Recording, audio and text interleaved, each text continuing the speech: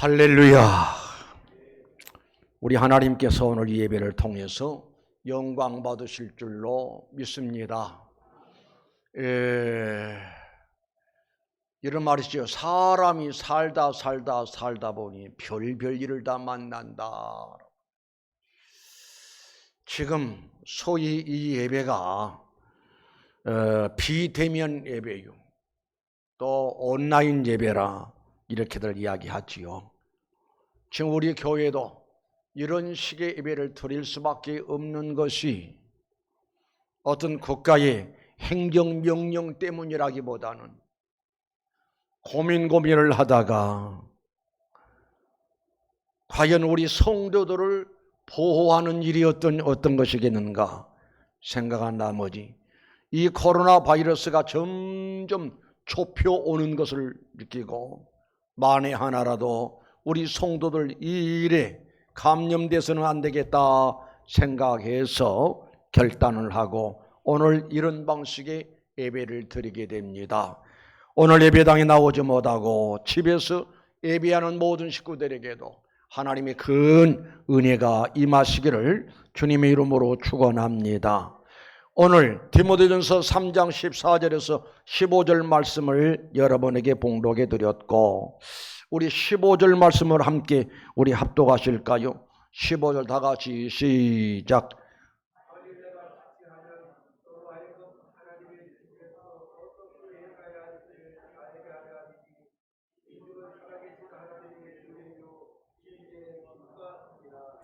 예, 만일 내가 지체하면 너로 하여금 하나님의 집에서 어떻게 행하여야 할지를 알게 하려 함이니 이 집은 살아계신 하나님의 교회요 진리의 기둥과 터니라. 그래서 오늘 말씀을 이렇게 제목을 이렇게 정했습니다. 한번 따라서 합시다. 어떻게 살아야 할까? 어떻게 살아야 할까? 여러분, 이 세상을 세 3시기로 나누면은 중세, 초세, 중세, 말세로 이렇게 구분할 수가 있지요. 지금 우리가 살고 있는 시기는 어딘가니 말세, 또 말세 중에서도 말기, 인류 역사 제일 끝자락에 머물러 살고 있는 것이 우리들의 입장이다라고 할 수가 있습니다. 그런데요, 누가복음 21장 11절 말씀 보면은 마지막 때는 세상의 종말이 되어졌고 우리 예수님의 재림의 역사가 임박할 때쯤은 곳곳에 큰 지진이 일어나고 전염병이 있을 것이다 라고 말씀하셨습니다. 하나님 말씀 그대로 이 세상이 그렇게 되어져 가고 있습니다. 우리는 상상지도 못했고 끔찍한 이런 놀라운 일이 좀 세계를 전염병이 강타하고 있는 이 상황임을 볼 수가 있습니다.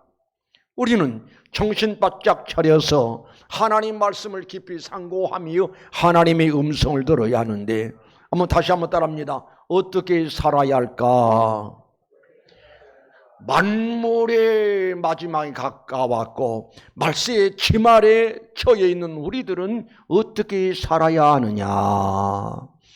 방금 여러분 말씀 읽었습니다마는 다시 한번 읽어드리면, 만일 내가 지체하면 너로 하여금 하나님의 집에서 어떻게 행하여야 할지를 알게 하려 함이니, 그러니까 하나님의 집에서 어떻게 살아야 할 것을 말씀한 말씀이 내용인 것을 볼 수가 있습니다. 그러니까 다시 정리해서 말씀드린다면은 본문의 말씀의 내용은 교회 생활을 잘해야 한다라고 하는 말씀인 줄로 믿습니다. 그러면 교회 생활을 잘해야 한다라는 말은 곧 무슨 말씀이기도 한거니, 교회라고 하는 것은 영적 생활의 현장이요, 교회를 무시하고 교회를 등한시하고 영적 생활을 잘 할 수가 없지요. 마지막 때가 됨으로 인해서 또 주님 재림의 나팔 소리가 들릴 이런 상황일수록이 우리는 정신 바짝 차려서 영적 생활, 교회 생활 충실히 잘할 수 있는 주님의 음성임을 알고 이 말씀대로 우리는 살아가는 성도 여러분 되시기를 주님의 이름으로 축원합니다. 사람이 가정생활을 잘해야 가정이 행복할 수가 있고, 학생들은 학교 생활을 잘해야 학교 생활이 행복하다면은, 우리 신자들은 교회 생활을 잘해야 영적 생활에 행복한 역사가 이루어지게 되고 영적 생활, 신앙 생활 승리할 수 있음을 믿으시기를 바랍니다. 그럼 구체적으로 교회 생활이란 무엇을 의미한거니? 하나님 아버지 앞에 성부와 성자와 성령의 이름으로 예배하는 예배 생활이라고 할 수가 있습니다. 예배를 통해서 우리 하나님과 교제가 이루어지게 되고, 예배를 통해서 하나님을 가까이 할 수가 있게 되고, 예배를 통해서 신령한 은혜를 공급받게 되고, 예배를 통해서 하나님과의 신령한 교제와 더불어 하나님께 영광 돌리는 귀한 역사들이 이루어짐을 믿으시길 바랍니다. 지금도 우리 하나님은 야고보 4장 8절에 따라합시다. 하나님을 가까이 하라. 다시요. 하나님을 가까이 하라. 그리하면 가까이 하시리라. 예, 우리 사람이 언제 불행한 역사가 이루어진 거니? 하나님과 멀어지고, 하나님과 멀어진 그 상태에서 거기서 타락이 오고, 거기서 무서운 범죄가 찾아오게 되고 세상에 빠지게 되고, 그러나 하나님을 가까이 하는 사람은 옛날이나 지금이나 승리하는 역사가 이루어진 것을 볼 수가 있습니다.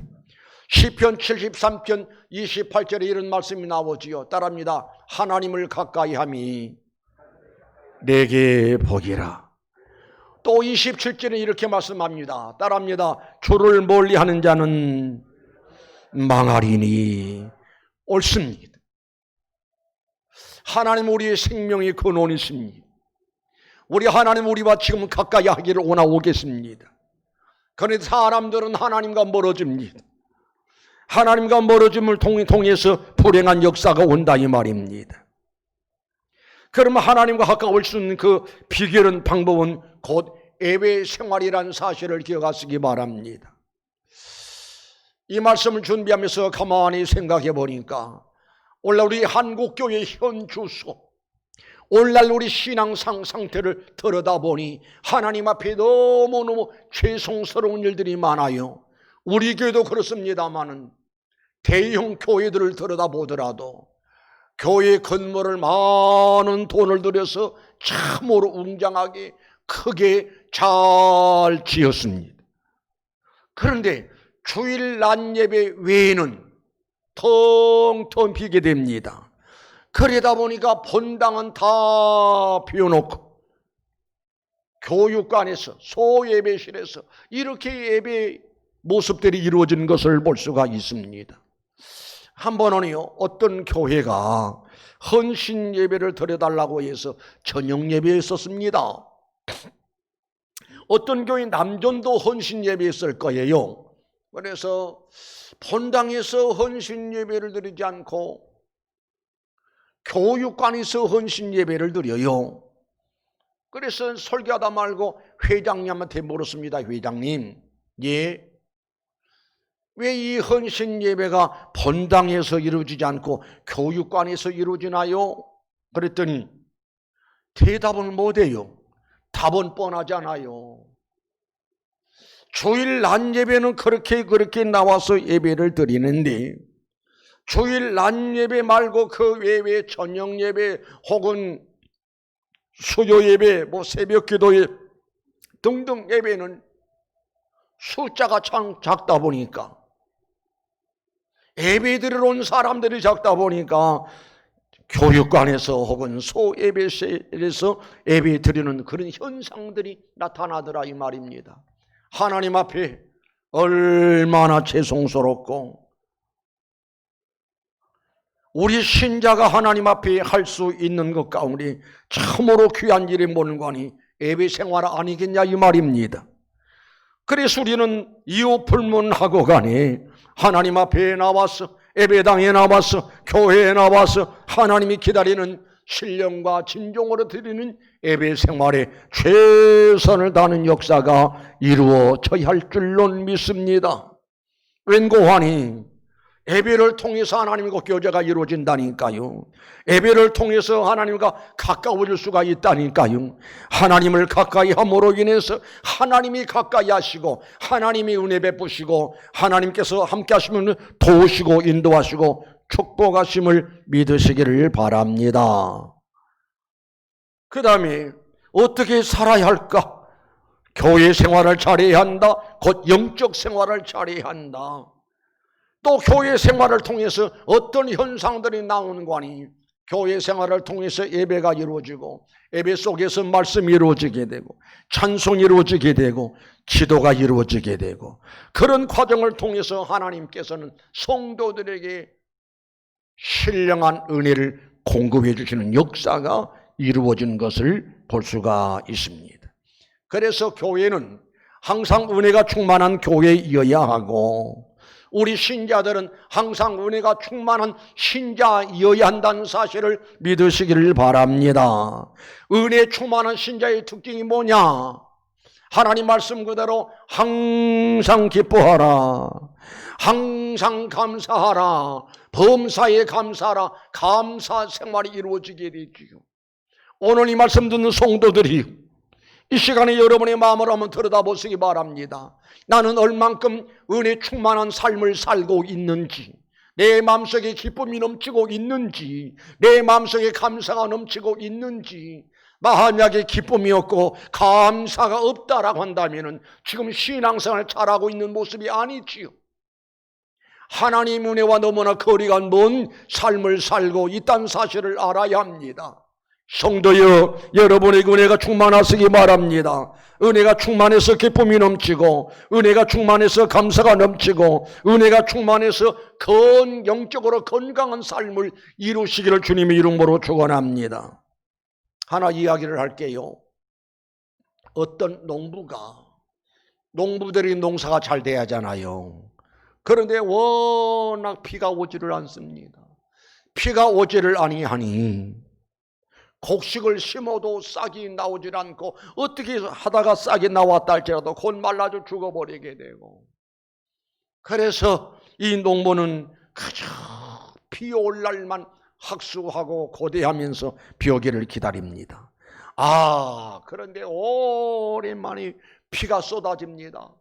비가 쏟아지니 얼마나 좋았더니 손바닥에다가 비를 받아가지고, 와, 비야 고맙다, 어디에 머물러 있다가 이제 오느냐, 고맙다면서 그 손바닥에다가 빗물을 받아가지고 거기다 뽀뽀를 하더라는 거예요. 그러니까 비가 하는 말이,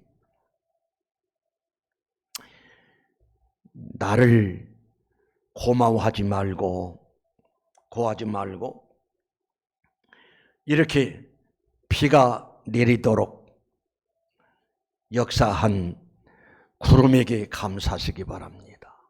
그러니까 저 하늘에 떠 있는 구름을 바라보니까 구름이 너무너무나 고맙고 감사하게 생각이 돼요. 그래서 구름아 고맙다, 구름아 감사하다, 이렇게 귀한 비를 내려줘서 참 고맙다. 그랬더니 구름이 또 이야기합니다. 저에게 고맙다 하지 말고 바람에게 고맙다고 하세요. 바람이 구름을 이곳으로 불어서 보내주어서 비가 내렸습니다.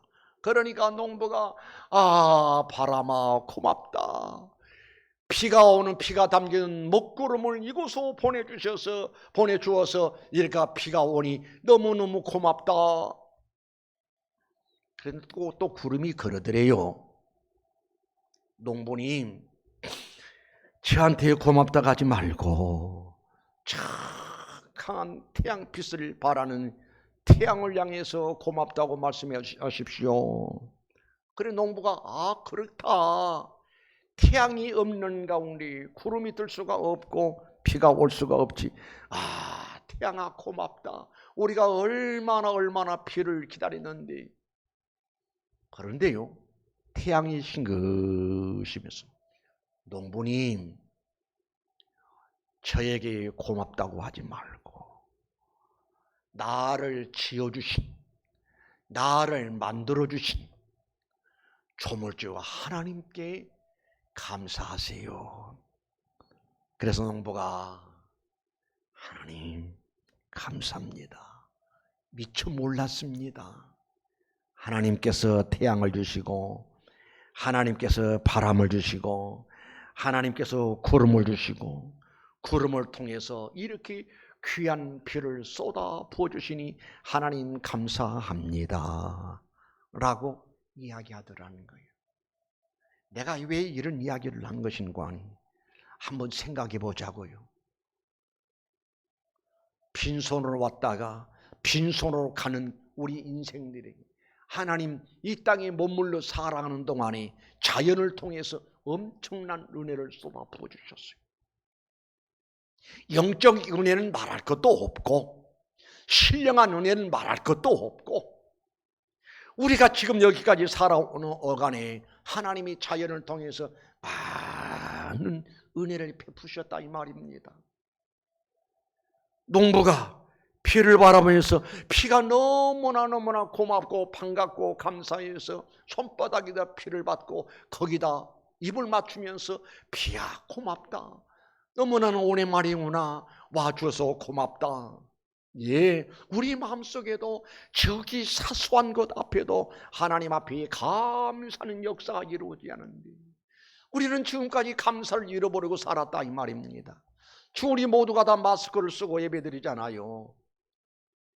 마스크 없이 마음껏 자유롭게 살았던 그 세월이 얼마나 감사했냐고요.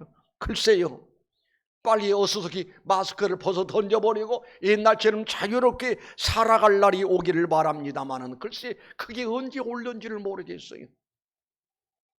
우리가 그동안 이런 전혀 제재를 받지 않고 마음껏 나와서 찬송도 하고 기도도 하고 통성기도도 하고 철야기도도 하고 예배도 드리고 했었었는데 얼마나 따급했으면은 3단계는 채 못 가고 2.5단계 행정명령을 선포를 하고 오늘부터는 여러 음식점이나 모든 상가에도 9시간 넘어주면 안 된다나요? 걸리면 무슨 벌금을 낸다나요? 살기가 너무 힘들어진 시대에 도래했습니다. 자유로울 때, 살기 좋을 때 우리는 어떻게 살았는가? 우리는 은혜 충만해서 하나님을 섬길 때 기쁨으로 섬기시기 바랍니다. 감사함으로 섬기시기 바랍니다. 주님의 은혜를 깨닫고 참으로 행복해하면서 감격해하면서 날마다 승리하는 여러분 되시기를 주님의 이름으로 축원합니다.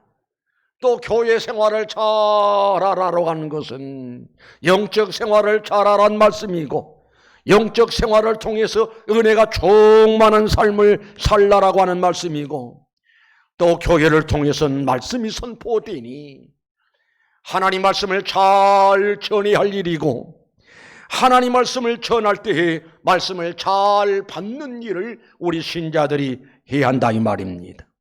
그래서 교회는 어떤 것이냐? 말씀이 선포되는 것이고 교회는 어떤 것이냐? 신자들이 나와서 하나님 말씀을 받는 것이지. 그러면 하나님 말씀을 받았으면 그 말씀 마음에 새기고 그 말씀을 실천하면서 순종하면서 살아가야함이 하나님이 거룩한 뜻이란 사실을 믿으시기 바랍니다. 성결교회 이미 천국 가신 어른이지요. 임영재 목사님이라고 대붕사 목사님이십니다. 이분이 간증이 그렇습니다. 한 번은 어느 교회에 부흥회를 갔더니 부흥회 가서 이제 있었던 일을 간증합니다. 어떤 남자 성도가 하나 있는데 사업이 잘 되어져서 물질적으로 많은 복을 받은 거예요. 돈도 많고 부유하고 넉넉하고 전혀 부족함이 없이 사는데 갑작스럽게 아내가 무슨 병인지 반신불수가 되어버렸습니다. 그래서 이분이 걱정을 하고 근심을 하고 고민을 하면서 병원에 가도 소용없어. 병원이 얼마나 많겠어요. 이 병원 저 병원 찾아가봐도 효력을 얻지를 못합니다. 그런데 마치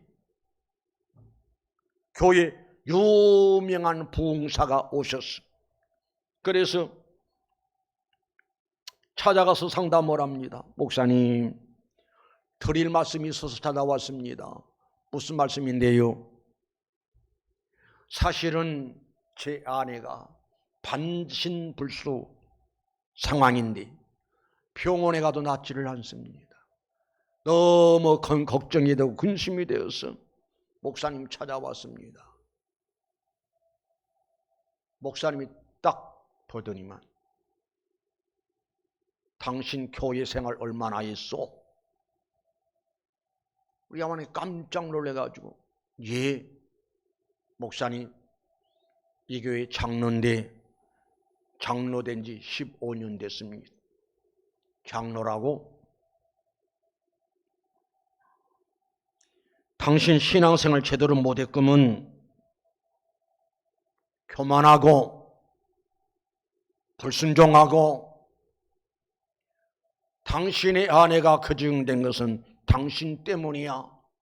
너무 충격적인 소리를 듣습니다. 옆에서 듣던 담임 목사님이 마음을 졸입니다. 아이고야, 우리 장로님이 시험 들겠다. 나는 저 장로님에 대해서 전혀 말한 적이 없는데 어찌자고 저렇게 막말을 하시는가. 그래, 장로님에게 당신 교만하고 순종심도 없고 당신의 아내가 그렇게 된 것은 당신 때문이야 하니까 이 목사님이, 장로님이 너무너무 마음이 상해가지고 기분 나빠가지고 예, 알겠습니다 하고는 강사 방문을 차고 나가버렸습니다. 그런데 하루가 지나고 이틀이 되는데 또 그 장로님 찾아왔어요. 물어볼 걸 없고 목사님 죄송합니다. 목사님 알았습니다. 하나님 앞에 내 잘못을 진심으로 회개합니다. 그리고 하나님 목사님 주신 말씀을 통해서 내가 많이 깨닫고 회개합니다. 사실은 제가 돈을 많이 벌어서 재산 좀 있습니다. 그러나 내 마음속에 너무너무 인색해가지고 하나님 앞에 헌금 생활도 못했습니다. 목사님 내가 회개합니다. 그래서 지금 내가 살고 있는 집을 주님 앞에 드리겠습니다. 저를 위해서 기도해 주세요. 그리고 이 목사님은 영안이 열려서 그 장로님의 영적 상태를 진단하고 본 거예요. 딱 보는 순간에 벌써 교만기가 철철 넘쳐 흐르고 그리고 절대 그 기질에 순종하는 모습이 보이지를 않고 그래서 하나님께서 사랑하는 자를 징계하신다라고 있는데 하나님이 저 장로님 때문에 아내가 고통을 당하는구나 영적으로 느껴져서 그대로 직설적으로 이야기했던 거예요. 그래서 아내를 데리고 오십시오. 나올 수가 없는 거예요. 어떻게 해가지고 어렵게 데리고 나왔습니다. 손을 딱 얹고 하나님 감사합니다. 이 아들을 바른 사람 만들기 위해서 이 아들을 신자다운 사람 만들기 위해서 이런 역사가 이루어진 줄로 압니다. 깨달았습니다. 회개합니다. 하나님이 장로님을 용서해 주시고 어서 이 아내가 건강 회복되게 하옵소서. 간절한 마음으로 임영재 목사님이 간절한 마음으로 기도했더니 그리고 돌아갔습니다. 그런데 놀라운 일은 그 다음 날 새벽에 그 장로님하고 반신불수로 인해서 꼼짝 못하던 그 아내 권사님이 새벽에 걸어서 예배당에 나왔더라는 거예요. 할렐루야. 나는 오늘 아침에도 그 말씀을 전했습니다. 우리 하나님은 지금도 보고 계십니다. 우주 만물을 창조하시고 하나님 보시기 힘이 좋았더라. 마가복음 2장에 보면은 저들의 믿음을 보시고 중풍병자를 고쳐주시더라. 삭개오가 뽕나무에 올라갔던 삭개오를 쳐다보시고 그 마음을 읽으시고 삭개오야 속힌 데로 오너라. 내가 너희 집에 요와야겠다 하심으로 만나주시고 삭개오를 완전히 바꿔주신 주님, 오늘도 우리 주님은 우리를 보시고 계심을 믿으시기 바랍니다. 예배 생활하는 모습, 기도 생활하는 모습, 하나님 앞에 헌금 생활하는 모습, 봉사하고 헌신하는 모습 다 보고 계시는데 그런데 또 이 말씀을 주시지요. 따라합시다. 행한 대로 갚으리라. 예, 교회 생활을 통해서 하나님 말씀을 받습니다. 받음으로 끝남이 아니라 그 말씀이 순종하는 모습을 하나님께 보여드려서 하나님 앞에 징계의 대상이 아니라 책망의 대상이 아니라 칭찬과 상급과 축복의 대상으로 살아가는 성도 여러분 되시기를 주님의 이름으로 축원합니다. 여러분, 우리가 잘 알듯이 순종의 결과는 축복이고 불순종의 결과는 불행인 것을 볼 수가 있습니다. 아담 하와를 생각해 보자고요. 아담 하와 역시도 하나님 말씀을 삼가 잘 듣고 마음판에 새기고 하나님의 귀한 말씀을 목숨 걸고 지켰더라면은 불행의 주인공이 안 됐을 터인데 하나님 말씀을 쳐버리고 사탄 마귀의 말을 붙들음으로 인해서 아담 하와는 범죄함으로 인해서 에덴 동산에 추방되어지게 되고 아담 화하 때문에 온 인류가 지금까지 이 불행한 역사를 이루면서 살아가는 모습을 볼 수가 있어요. 곧 이 말씀은 곧 무슨 말씀이기도 한거니 부모가 잘하면 자식들이 복을 받고 부모가 잘못하면 자식들이 고통을 당한다 이 말입니다. 그래서 사랑하는 성도 여러분이요, 우리는 하나님 말씀에 이유 없이 무조건 순종해서 아브람처럼 복을 받고 아브람이 축복의 조상이 되고 아브람이 후손이 복을 받은 대상으로 살아갈 수 있듯이 예배당에서 교회에서 하나님 말씀을 삼가 잘 듣고 지켜야 행하면 세계 모든 민족 위에 뛰어나게 해 주마라고 하는 말씀을 붙들고 실천하고 여러분에게 은혜가 임하시기를 주님의 이름으로 축원합니다. 말씀을 마치려고 합니다. 우리는 지금 어려운 일을 만나고 있습니다. 이 전염병이 세계를 강타하고 있습니다. 이럴 때 우리는 그동안 예배생활 제대로 하지 못했고 은혜 받지 못했고 그리고 순종하지 못했고 이런 것들을 하나님 앞에 철저히 회개해서 바라기는 오늘도 우리 하나님 말씀하시기를 어떻게 살아야 할까? 교회 생활을 잘해야 한다. 교회 생활을 잘해야 한다는 말은 영적 생활을 잘해야 한다는 말씀이 의미지. 영적 생활을 통해서 은혜 충만히 받고 감사 생활을 하면서 기뻐하면서 하나님을 섬겨야 한다. 그리고 하나님 말씀을 잘 받고 하나님 말씀 붙들고 철저하게 무릎 꿇고 순종하는 생활을 통해서 축복받 누리면서 살아갈 것을 하나님이 원하고 계신다는 사실을 믿으시기를 바랍니다.